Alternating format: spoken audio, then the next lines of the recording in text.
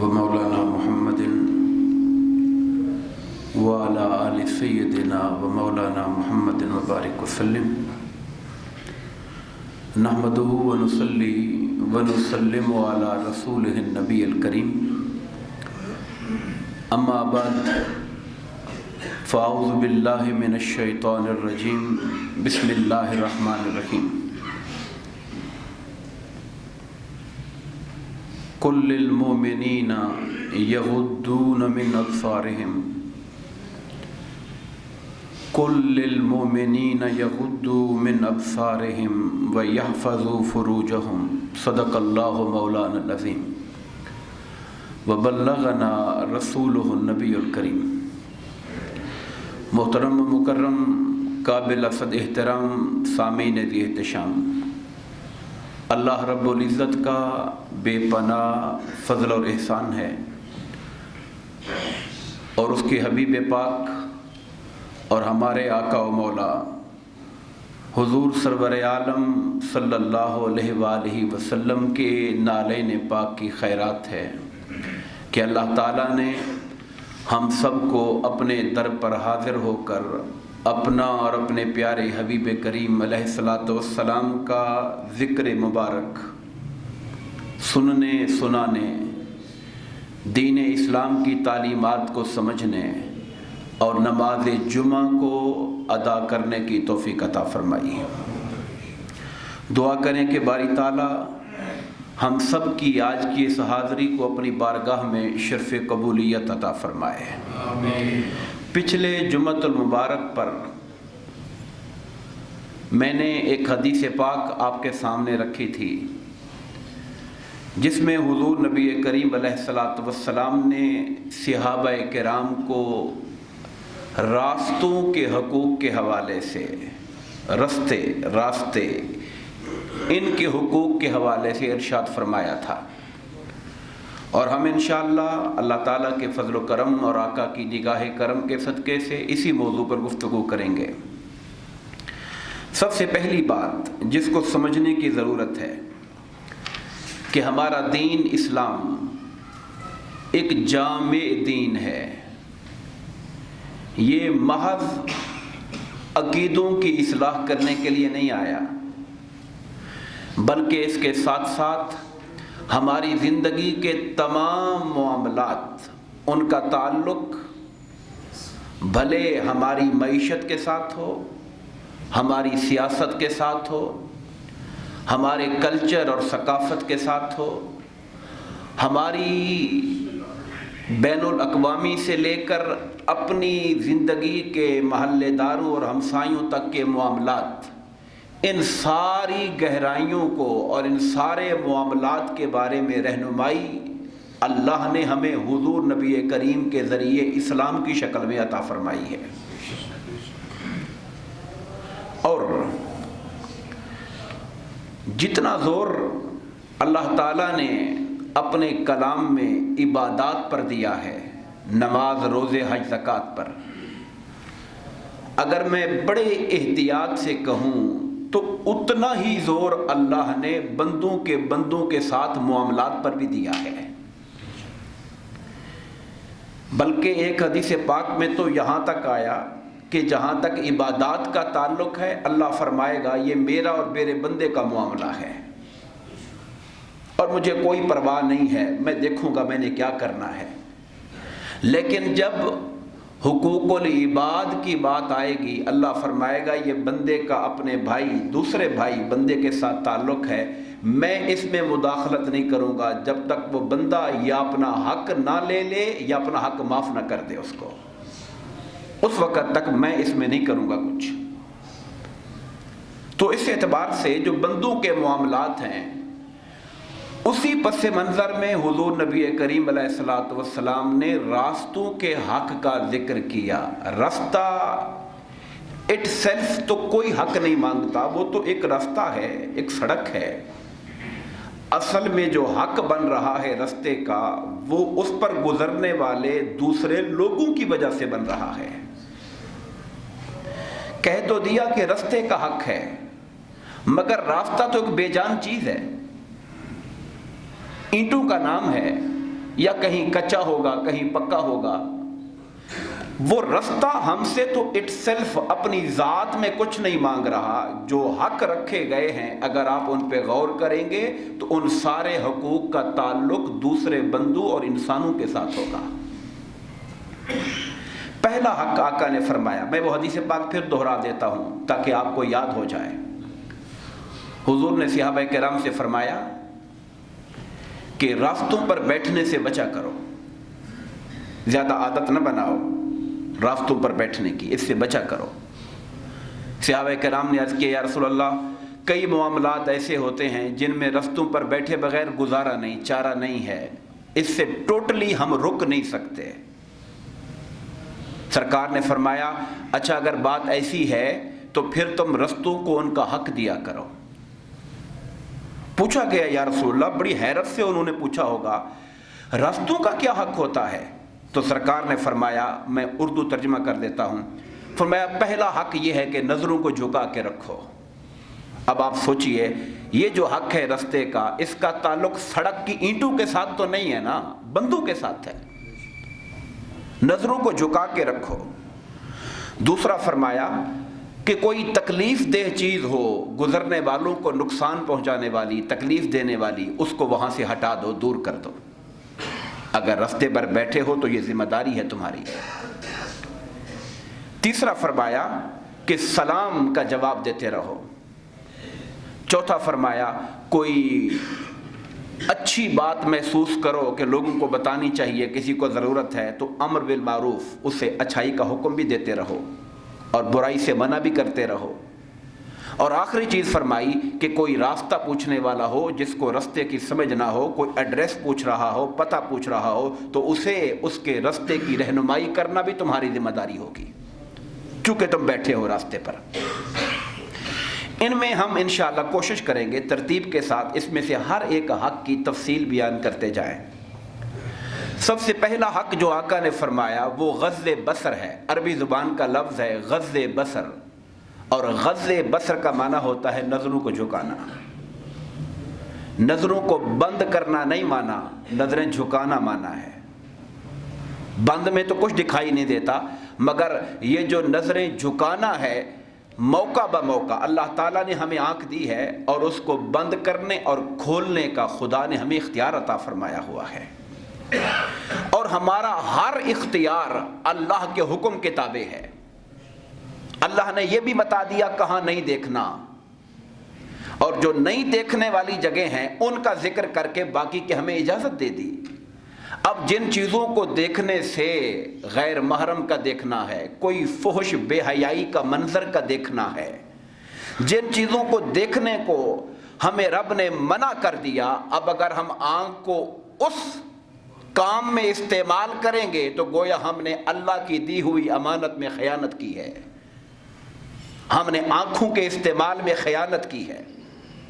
اور دوستان مکرم، قرآن مجید کی سورہ الاحزاب کی آیت نمبر 30 اور 31 کو پڑھیے۔ اللہ تبارک و تعالی نے اہل ایمان مردوں کو بھی حکم دیا اور عورتوں کو بھی حکم دیا۔ پہلے مردوں کا ذکر کیا، یہ جملہ بھی یاد رکھنا ہے، پہلے اللہ نے مردوں کا ذکر کیا۔ خدا کا کلام ہے، اس کی ہر چیز حکمت کے ساتھ ہے۔ پہلے عورتوں کا ذکر نہیں کیا، پہلے مردوں کا ذکر کیا۔ ارشاد فرمایا قل للمؤمنین، اے میرے محبوب ایمان والے مردوں سے کہہ دیں، یغضوا من ابصارہم، کہ اپنی نگاہوں کو جھکا کے رکھا کریں۔ یہ اللہ کا حکم ہے سورہ الاحزاب قرآن مجید کے اندر۔ آج ہمارا معاشرہ جس اخلاقی بے رہروی کا شکار ہے، اس کی بنیاد آنکھوں کا غلط استعمال ہے، نظروں کا غلط استعمال ہے، اور یہ بیماری اتنا عام ہے کہ جسے اللہ نے بچایا محفوظ رکھا ہو، وگرنہ کوئی شاذ و نادر ہی اس سے بچا ہوا ہو، ہر شخص اس مرض کا شکار ہوتا ہے۔ مگر یہ کتنا نقصان دہ ہے، ایمان کو کتنا تباہ کرتا ہے، اس کا اندازہ آج کی گفتگو میں ہوگا۔ فرمایا اے حبیب صلی اللہ علیہ وسلم، ایمان والے مردوں سے کہہ دیجئے یغضوا من ابصارہم، نگاہوں کو جھکا کے رکھا کریں، وَيَحْفَظُوا فُرُوجَهُمْ، اور اپنی شرمگاہوں کی حفاظت کیا کریں۔ شرمگاہوں کی حفاظت کیا ہے؟ کہ اس کا جو جائز حلال استعمال ہے، شریعت نے جو نکاح کی شکل میں رکھا، اس کے علاوہ کوئی اور طرز بدکاری گناہ کی نہیں ہونی چاہیے۔ یہ شرمگاہ کی حفاظت ہے۔ ذالک ازکیٰ لہم، یہ دلوں کو زیادہ پاک کرنے والی بات ہے۔ پہلے اللہ نے یہ نہیں کہا، سمجھنے والی بات ہے، خدا نے شرمگاہوں کی حفاظت یعنی بے حیائی، بدکاری اور زنا کا ذکر بعد میں کیا، نگاہوں کو جھکانے کا ذکر پہلے کیا، اس لیے کہ نگاہوں کا جھکانا یہ پہلی چیز ہے جو شرمگاہوں کی حفاظت کا ذریعہ بنے گی۔ اگر انسان بے حیائی یا بدکاری یا گناہ یا زنا کی طرف جاتا ہے تو آنکھیں اس کا پہلا سٹیپ ہوتی ہیں، آنکھیں اس کا پہلا قدم ہوتی ہیں، اس لیے آنکھوں کو سنبھالنے کا حکم پہلے دیا، شرمگاہوں کی حفاظت کا حکم اس کے بعد میں رکھا۔ اسی لیے اہل علم نے کہا کہ یہ جو بد نظری ہے یہ بدکاری کی پہلی سیڑھی ہے۔ انسان کی نظروں کا بد ہونا، نظروں کا ناپاک ہونا اور نگاہوں سے بے حیائی کا مرتکب ہونا، یہ پہلا قدم ہے۔ زنا، بے حیائی، بدکاری کا جو راستہ ہے اس کی پہلی سیڑھی اور پہلا قدم بد نظری ہے، جس سے بچنے کا اللہ نے حکم دیا۔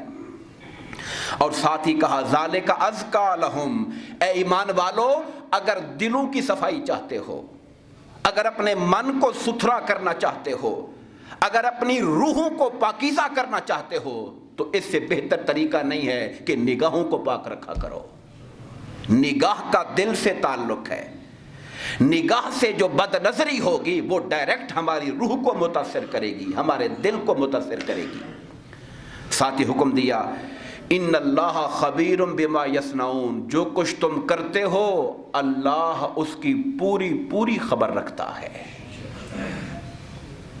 ایک جگہ تو حکم یہ آیا کہ جو لفظ منہ سے نکالتے ہو، وہ بیٹھنے والے کرامن کاتبین وہ لکھ لیتے ہیں اس کو، وہ تو لفظ منہ سے نکالا، اس کی ذمہ داری فرشتوں کو خدا نے دے رکھی ہے، مگر ہمارے دل میں کیا وسوسہ آتا ہے اور نگاہیں کیا خیانت کرتی ہیں یہ میرا خدا خود دیکھ رہا ہوتا ہے۔ اس کو خدا نے فرشتوں کی ذمہ داری میں نہیں رکھا، اس کو خدا خود دیکھتا ہے۔ اور یہ جو حکم مردوں کے لیے دیا، آگے الفاظ دہرائے وَقُلْ لِلْمُؤْمِنَاتِ، اے حبیب مکرم مومن عورتوں سے بھی کہہ دو یغضضن من ابصارہن، کہ اپنی نگاہوں کو جھکا کے رکھا کریں، وَيَحْفَظْنَ فُرُوجَهُنَّ، شرمگاہوں کی حفاظت کیا کریں۔ حکم سیم لفظ ہیں، ادھر مردوں کے لیے صیغے ہیں، عربی زبان میں مردوں کے لیے صیغے الگ ہوتے ہیں، بولنے کا انداز، عورتوں کے لیے الگ ہوتا ہے، مفہوم ایک ہے۔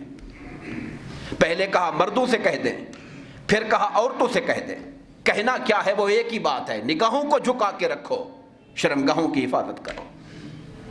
اور حضور نبی کریم علیہ الصلوۃ والسلام کی حدیث پاک جسے امام بخاری نے بخاری میں لائے، امام مسلم میں لائے، متفق علیہ حدیث۔ متفق کسے کہتے ہیں؟ جس پر امام بخاری اور مسلم دونوں اتفاق کر کے اپنی کتابوں میں لکھ دیں اسے متفق کہتے ہیں۔ متفق علیہ، جس پر ان دونوں شیخ بزرگوں کا اتفاق ہے۔ اب اس حدیث کا رتبہ، درجہ، اس کے صحیح ہونے کا معیار بڑھ جاتا ہے۔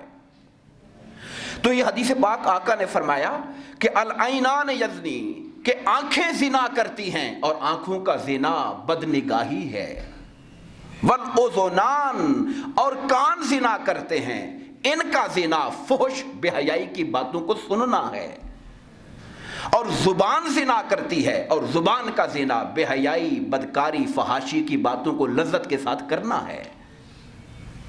آنکھوں کا کسی لذت خواہش نفس کے ساتھ، بے حیائی کے ساتھ کسی کو دیکھنا یہ آنکھ کا زنا ہے۔ کانوں کا سننا، زبان کا بولنا، آقا نامدار نے ان میں سے ہر عمل کو بدکاری کا حصہ قرار دیا۔ دوستان محترم، حضرت عبداللہ بن عباس رضی اللہ تعالیٰ عنہ سے پوچھا گیا، میں آیت کریمہ کا پہلے حوالہ دے دوں، جس میں اللہ پاک نے فرمایا سورہ بنی اسرائیل کی آیت نمبر 32، وَلَا تَقْرَبُوا الزِّنَا، اے ایمان والو زنا کے قریب مت جاؤ۔ وَلَا تَقْرَبُوا الزِّنَا، یہ نہیں کہا کہ بے حیائی نہ کرو، بدکاری نہ کرو، نہ کرنا تو ہے ہی ہے، اس کے قریب بھی نہ جاؤ۔ اور قریب نہ جانے کی تشریح کیا کی علماء نے؟ وہ یہی کی کہ اپنی نگاہوں کو غلط استعمال کرنا، فحش لٹریچر کا پڑھنا، فحش تصویروں کا دیکھنا، یہ وہ چیزیں ہیں، مقدمات ہیں، تمہیدات ہیں، یہ ابتدائی سٹیپس ہیں جو آپ کو اگلے مرحلے تک لے کر جائیں گی۔ اس کو کہا ان کے قریب بھی نہ جاؤ۔ اِنَّهُ كَانَ فَاحِشَةً وَسَاءَ سَبِيلًا، بدکاری کی طرف لے جانے والے جو کام ہیں وہ بذات خود بدکاری ہیں اور انتہائی برا راستہ ہیں۔ اور سورہ غافر کی آیت نمبر 19 میں کہا یعلم خائنۃ الاعین، اللہ تعالیٰ آنکھوں کی خیانت کو جانتا ہے۔ لفظ غور فرمائیں، آنکھوں کی خیانت کو جانتا ہے۔ ہماری آنکھیں کیا دیکھتی ہیں؟ کس کو کس نیت سے دیکھتی ہیں؟ دیکھتے ہوئے اس کے دل میں ارادہ کیا ہے، خواہش کیا ہے؟ آنکھ شرم و حیا سے دیکھ رہی ہے یا بے حیائی سے دیکھ رہی ہے؟ آنکھ عزت و احترام سے دیکھ رہی ہے یا شہوت اور خواہش نفس سے دیکھ رہی ہے؟ ساری دنیا سے چھپا سکتے ہو، اس اللہ سے نہیں چھپا سکتے۔ فرمایا یعلم، وہ جانتا ہے آنکھوں کی خیانت کو، وما تخفی الصدور، اور جو دلوں میں چھپتا ہے، جو کچھ چھپاتے ہو خدا اس کو بھی جانتا ہے۔ حضرت عبداللہ بن عباس نے جب یہ آیت کریمہ پڑھی اور لوگوں نے ان سے معنی پوچھا کہ عبداللہ اس خیانت کا مطلب کیا ہے، انہوں نے ایک مثال دے کے سمجھایا۔ انہوں نے کہا آدمی کسی کے گھر میں جائے، وہاں کسی خوش شکل خوبصورت عورت پر نظر پڑے، جسے نظر بچا کر دیکھنے کی کوشش کرے، جب لوگوں کو اپنی طرف متوجہ پائے تو آنکھوں کو جھکا لے، یہی اس کی خیانت تھی۔ کوئی اور دیکھے یا نہ دیکھے، خدا نے اس کے دل کا حال جان لیا ہے، خدا جان چکا اس کو۔ عبداللہ بن عباس رضی اللہ تعالیٰ عنہ نے اس کو مثال سے سمجھایا کہ انسان دوسرے لوگوں کی نگاہ سے چوری کر کے کچھ دیکھنا چاہتا ہے کہ اوروں کو نہیں معلوم ہوگا، اس کی نگاہ ادھر ہے میں ادھر دیکھ لوں، اس کی نگاہ ادھر ہے میں ادھر تاک لوں۔ وہ لوگوں کی نگاہوں سے بچ رہا ہے، رب العالمین کی نگاہ سے تو نہیں بچ سکتا۔ اور اپنی آنکھوں سے خیانت سے بچنا یہ انسان کے تقوی کا ایک اعلیٰ مرتبہ ہوتا ہے کہ وہ اپنی نگاہ کو بھی بدنگاہی کی طرف نہیں لے جانے دیتا۔ مجھے ایک بائی دا وے ایک حدیث پاک یاد آئی، اس کا ڈائریکٹ بدنگاہی سے تعلق نہیں ہے مگر نظروں کی امانت، نگاہ کی امانت، اس کی طرف اشارہ ہے۔ حضور نبی کریم علیہ الصلوۃ والسلام نے فتح مکہ کے موقع پر ایک شخص کے بارے میں جو بہت بڑا اسلام کا دشمن تھا، اس کے قتل کا حکم دے رکھا تھا کہ جہاں ملے اسے قتل کر دو۔ ایک مسلمان اس کا دوست تھا، اس نے اس کو منت ترلا کیا کہ مجھے معافی دلاؤ، مجھے حضور سے معافی دلا دو۔ وہ لوگوں سے اس کو چھپاتا چھپاتا حضور کے خیمے تک لے گیا۔ اب سرکار کی بارگاہ میں جا کر اس نے اس کے منہ سے کپڑا اٹھایا اور کہا یا رسول اللہ یہ آپ سے معافی مانگنے آیا ہے۔ اس نے کہا مجھے معاف کریں۔ حضور چپ بیٹھے رہے۔ اس کے جرم اتنے تھے حالت کفر کے اندر کہ سرکار چپ بیٹھے رہے۔ اس نے پھر کہا مجھے معاف کر دیں۔ آقا پھر چپ بیٹھے رہے۔ اس نے تیسری مرتبہ کہا مجھے معاف کر دیں۔ حضور نے کہا جاؤ معاف کیا۔ اس کے بعد وہ چلا گیا۔ حضور نے فرمایا تم میں سے کوئی سمجھدار آدمی نہیں تھا کہ جب میں اسے معاف نہیں کر رہا تھا تو اسے سزائے موت دے دیتا؟ میں اسی لیے تو معاف نہیں کر رہا تھا کہ میں نے اس کے بارے میں حکم قتل دے رکھا ہے اور میں معاف نہیں کرنا چاہتا تھا، تو تم میں سے کوئی سمجھدار نہیں تھا جو اٹھ کے اس کی گردن اڑا دیتا۔ صحابہ کرام نے کہا یا رسول اللہ ہمارا دھیان ادھر نہیں گیا، آپ ہمیں آنکھ سے اشارہ کر دیتے۔ حضور نے کہا اللہ کا نبی اپنی آنکھ سے بھی خیانت نہیں کرتا۔ میں اس کو معافی کہوں، اس کو چپ بیٹھا ہوا ہوں، منہ سے نہیں کہہ رہا کہ معاف کر رہا ہوں یا نہیں کہہ رہا ہوں، اور تمہیں اشارہ آنکھ سے کر دو حملہ اس کے اوپر، نہیں، اللہ کے نبی کی یہ شان نہیں ہوتی۔ تو جو نیکی اور تقوی کی راہ پر چلتا ہے، جو اللہ تبارک و تعالیٰ کی بارگاہ کی رضا، اس کی خوشنودی، اس کی بارگاہ سے جنت کے حصول کے لیے اپنی روح کو توانا کرنے کے لیے چلتا ہے، اسے اپنی نظروں کو ہر خیانت سے بچانا ہوتا ہے۔ دوستان محترم، حضور نبی کریم نے فرمایا ثلاثۃ، تین قسم کی آنکھیں وہ ہیں جو جہنم کی آگ کو دیکھیں گی بھی نہیں۔ پہلی آنکھ وہ ہے جو اللہ کی راہ میں جہاد کرتے ہوئے، یا جسے بعض لوگوں نے کہا بارڈر پر وطن کی سرحدوں کی حفاظت کرتے ہوئے جو آنکھ بیدار رہی، جاگتی رہی، وہ جہنم کی آگ سے محفوظ رہے گی۔ دوسرا فرمایا وَعَيْنٌ بَكَتْ مِنْ خَشْيَةِ اللَّهِ، وہ آنکھ جو اللہ کے خوف میں رو پڑی، آنکھیں روتی رہیں، آنسو بہتے رہے، اس آنکھ پر جہنم کی آگ حرام ہے۔ اور تیسرا فرمایا عَيْنٌ غَدَتْ عَنْ مَحَارِمِ اللَّهِ، وہ آنکھ جس نے کسی غیر محرم کو دیکھا اور غیر محرم کو دیکھ کر اللہ کے حکم کی خاطر آنکھ جھک گئی، آنکھ کو جھکا لیا اس نے، وہ آنکھ بھی قیامت کے دن جہنم کی آگ سے بچی رہے گی۔ دوسری حدیث پاک بھی اسی مفہوم کی ہے، اس میں فرق اتنا ہے، حضور نے فرمایا ہر آنکھ قیامت کے دن روتی ہوگی سوائے 3 آنکھوں کے، پھر ان 3 کا ذکر کیا، صرف الفاظ کا فرق ہے۔ یہاں یوں کہا، پہلی میں یہ کہا تھا کہ 3 آنکھیں ہوں گی جنہیں جہنم کی آگ نہیں چھوئے گی، میں نے 3 کا ذکر کر دیا۔ دوسری حدیث میں کہا قیامت کے دن ہر آنکھ رو رہی ہوگی مگر 3 آنکھیں نہیں روئیں گی، ایک وہ آنکھ جو سرحد پر بیدار رہی، ایک وہ آنکھ جو اللہ کے خوف میں روئی، اور حدیث پاک میں آیا بھلے مکھی کے سر جتنا بھی آنسو نکل پڑا تب بھی خدا نہیں رلائے گا اس کو قیامت کے دن۔ خدا کے خوف میں دنیا میں جس آنکھ نے آنسو بہا لیا، اللہ اسے قیامت کے دن نہیں آنسو بہانے دے گا، اس کے دل کو مطمئن کرے گا، اس کی روح کو سکون دے گا۔ اور تیسرا فرمایا کہ وہی آنکھ جس نے اپنے آپ کو غیر محرم کے دیکھنے سے بچا لیا، وہ بھی قیامت کے دن نہیں روئے گی، اللہ اس آنکھ کو بھی اطمینان دے گا۔ دوستان محترم، یہاں پر میں یہ عرض کرتا چلوں، یہ جو رستے کے حق میں یہ بات کہی ہے، آپ جانتے ہیں کہ یہ جو بد نظری ہے یہ سب سے زیادہ راہوں پر ہوتی ہے، اور رستے سے مراد کیا ہے یہ بھی سمجھیے۔ راستے سے مراد صرف گلی نہیں ہے، ہم دکان پر بیٹھے ہیں، سر راہ بیٹھے ہیں، ہم ہوٹل پر بیٹھے ہیں، ہم کسی جگہ پر انتظار گاہ میں جگہ کہیں پر بیٹھے ہوئے ہیں جہاں لوگوں کی آمد و رفت ہے، ہم بس سٹینڈ پر کھڑے ہوئے انتظار کر رہے ہیں جہاں لوگوں کا آنا جانا ہے، ہم کسی ایسے دفتر میں کام کرتے ہیں جہاں پر مرد اور عورت مل کے کام کرتے ہیں، ہم کسی ایسے ادارے میں پڑھتے پڑھاتے ہیں جہاں پر کوئی ایجوکیشن ہے، جہاں پر انسان کے سامنے غیر محرم کو دیکھنے کا موقع ملتا ہے، ہر اس موقع پر نظروں کو جھکانا یہی ایمان کی تعلیم ہے، یہی دین کا تقاضا ہے۔ اور ایک بات اور اضافہ کرنا چاہوں گا، آج ہمارے ہاں یہ جو جدید تعلیم آئی، ٹیکنالوجی آئی، کمپیوٹرز آئے، نیٹ کا استعمال آیا، آڈیو ویڈیوز آئیں، اس نے اس معاملے کو اس رستے کے حقوق سے کہیں آگے لے گیا ہے۔ انسان جب محفل میں ہوتا ہے وہ اگر بد نگاہی بھی کرتا ہے تو بڑی چور نظروں سے کرتا ہے، لیکن وہ کسی جگہ پر بیٹھا اپنے گھر کے اندر اپنا ویڈیو بیٹھا موبائل پہ دیکھ رہا ہے، نیٹ پہ دیکھ رہا ہے، اسے کسی کا خوف نہیں۔ اس وقت وہ نگاہ کا جتنا برا استعمال کرتا ہے اتنا شاید گلی محلے والا بھی نہیں کرتا ہوگا۔ ہمارے نوجوانوں کو اس بات پہ غور کرنے کی ضرورت ہے۔ آقا نے فرمایا تھا کہ یہ جو نظر ہے، بد نظری ہے، یہ شیطان کے زہریلے تیروں میں سے ایک تیر ہے۔ شیطان کا وار کہاں ہوتا ہے؟ شیطان کا وار ہمارے ایمان پہ ہوتا ہے۔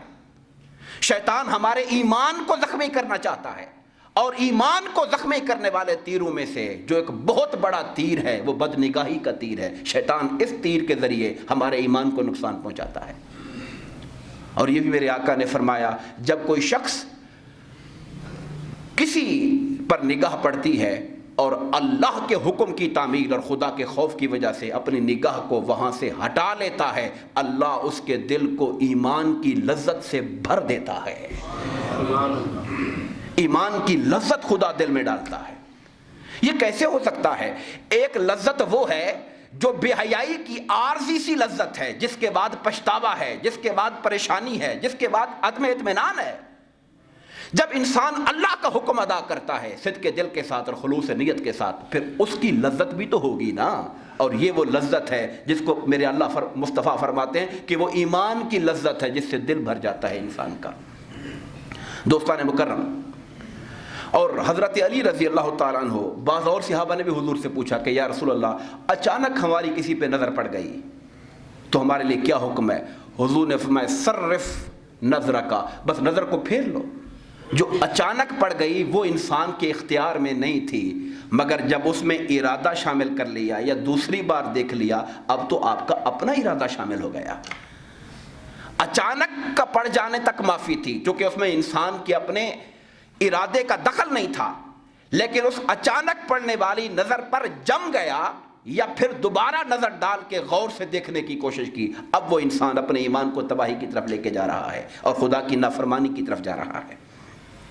بعض لوگ شاید سمجھیں کہ نظر سے کیا ہو گیا جی، نظر ہی ہے نا، یہ جو ہماری فرنگی تہذیب ہے، یورپ کا جو کلچر ہے، آپ جانتے وہ تو بہت آگے نکل گئے بے حیائی میں، اور آج ہم لوگ یوں سمجھ لیں کہ اپنی رسیاں توڑا کے اس مغرب کے کلچر کو فالو کرنے کی طرف جا رہے ہیں، اور ہمیں لے جایا جا رہا ہے۔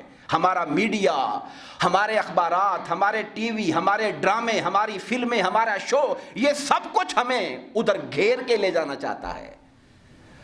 چند جگہیں رہ گئی ہیں، صرف چند جگہیں اللہ کے گھروں جیسی جگہیں، یا کوئی نیک صالح بزرگان دین ہیں جن کی محفل میں بیٹھنے والوں کو یہ ادب سکھایا جاتا ہوگا کہ نگاہ کو بچا کے رکھو ورنہ ایمان تباہ ہو جائے گا۔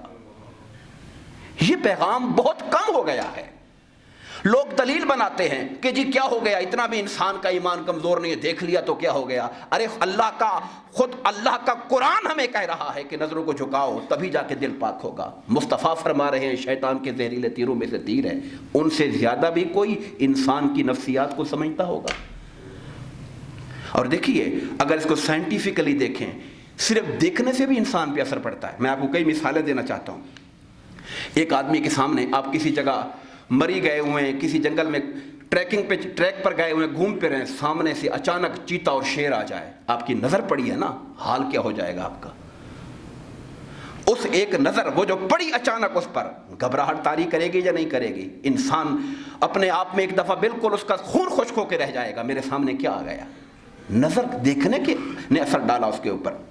ایک بچہ ہے، اس کے سامنے آپ سارا دن، کئی والدین کو یہ تجربہ ہوا ہوگا، ہم اپنے گھر میں جاتے ہیں، ہمارے بچے کی نظر پڑتی ہے، بچے کا چہرہ خوش ہو جاتا ہے، نہال ہو جاتا ہے، دوڑ کے بھاگ کے آتا ہے۔ کیوں؟ اس کی نظر ہم پر پڑتے ہی اس کے دل میں خوشی داخل ہو جاتی ہے، صرف دیکھنے نے اس کے دل کو خوش کر دیا اور وہ لپکتا ہوا آیا ہماری طرف۔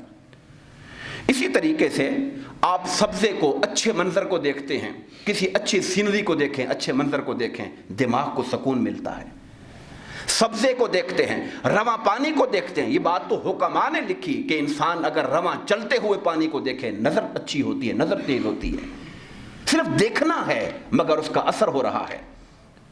آپ کسی شخص کو مصیبت میں دیکھتے ہیں، آپ کا دل بے چین ہو جاتا ہے۔ آپ کوئی بڑا خوفناک منظر دیکھتے ہیں، کسی کو قتل ہوا، کسی کے ساتھ ظلم ہوا، خون بکھرا پڑا ہے، طبیعت پہ پریشانی آتی ہے کہ نہیں آتی؟ صرف دیکھا ہے ہم نے، یہ دیکھنا اثر کر رہا ہے ہمارے اوپر۔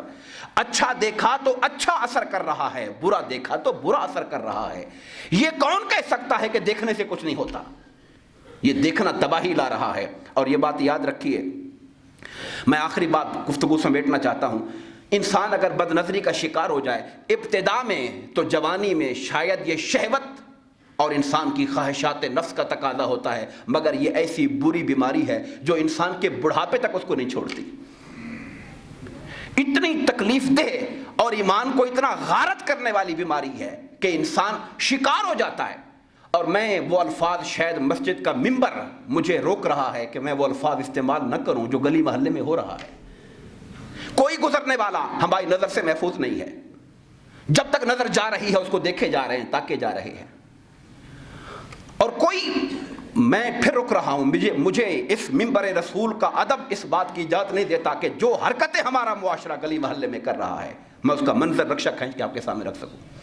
مگر اتنی بات سوچنی چاہیے ہر شخص کو، کوئی شخص سوچے کہ انسان نے جب دیکھا، بار بار دیکھا، تو کیا اس کے ہوس کی تسکین ہو گئی یا ہوس بڑھ رہی ہے؟ ہوس بڑھ رہی ہے، خواہش نفس بڑھ رہی ہے، یہ رکنے کا نام لینے والی نہیں ہے۔ ایک انسان جو خدا پر ایمان رکھتا ہے، قیامت کے دن خدا کے سامنے پیش ہونا ہے، اسے اپنا احتساب کرنا چاہیے کہ اگر میں اس غلطی کا شکار ہوں تو کیا یہ غلطی کہیں رکنے والی ہے؟ ایک بار دیکھا، پھر دیکھا، پھر دیکھا، تو کیا اب سکون ہو گیا؟ نہیں، یہ شہوت، یہ خواہش نفس بڑھتی چلی جائے گی۔ اور دوسری بات یہ سوچنے والی ہے کہ میں جس پر نگاہ ڈال رہا ہوں آخر کسی کی ماں ہے، کسی کی بہن ہے، کسی کی بیٹی ہے۔ اللہ ہمیں بھی ماؤں بہنوں بیٹیوں والا اس نے بنایا ہے. انسان کو سوچنا چاہیے آج اگر میں کسی کی ماں بہن بیٹی پر بد نگاہی ڈال رہا ہوں تو میری ماں بہن بیٹی بھی تو انہی گلیوں میں چلتی ہے, وہ تو بھی تو یہیں سے گزرتے ہیں. انسان کو اتنا تو خیال رکھنا چاہیے کہ جس بھی